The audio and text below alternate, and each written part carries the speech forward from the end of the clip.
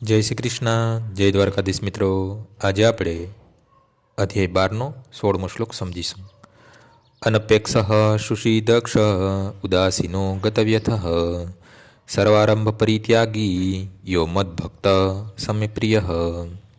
જે ભક્ત પ્રવૃત્તિઓના સામાન્ય ઘટનાક્રમ પર અવલંબિત રહેતો નથી, જે પવિત્ર, નિપુણ, ચિંતારહિત તથા સમસ્ત દુઃખોથી મુક્ત છે અને કોઈ ફળ માટે પ્રયાસ કરતો નથી, તે મને અત્યંત પ્રિય છે.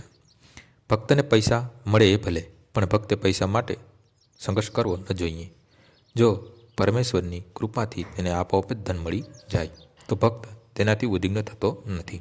સામાન્ય રીતે ભક્ત દિવસમાં ઓછામાં ઓછું 2 વખત સ્નાન કરે છે અને ભક્તિ કરવા માટે સવારે વહેલો ઉઠે છે. એ રીતે તે સ્વાભાવિક રીતે જ બાહ્ય અને આંતરિક એમ બંને રીતેથી પવિત્ર રહે છે. ભક્ત સદા દક્ષ હોય છે, કારણ કે તે જીવનની સર્વ પ્રવૃત્તિઓના મર્મને જાણે છે અને પ્રમાણભૂત શાસ્ત્રોમાં તે વિશ્વાસ ધરાવે છે. ભક્ત ક્યારેય કોઈનો પક્ષ લેતો નથી, તેથી તે સદા નચિંત રહે છે. સમસ્ત સંજ્ઞાઓથી મુક્ત હોવાને કારણે તે કદાપી વ્યથિત થતો નથી. તે જાણે છે કે શરીર તો એક સંજ્ઞા છે, તો કોઈ શારીરિક વ્યથા થાય તો એ તે મુક્ત હોય છે.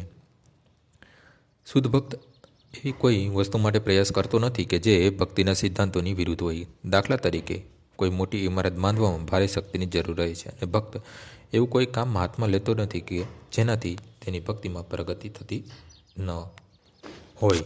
ભક્તને માટે તે મંદિર બંધાવી શકે છે અને તે પોતે દરેક પ્રકારની મુશ્કેલીમાંથી લઈ શકે છે, પરંતુ તે પોતાના કુટુંબના સભ્યો માટે મોટું મકાન બનાવશે નહીં. આજનો શ્લોક અહીં પૂર્ણ થાય છે. આવતીકાલે ફરીથી સવારે 6 વાગ્યે મળીશું. જય શ્રી કૃષ્ણ. શ્રી રામ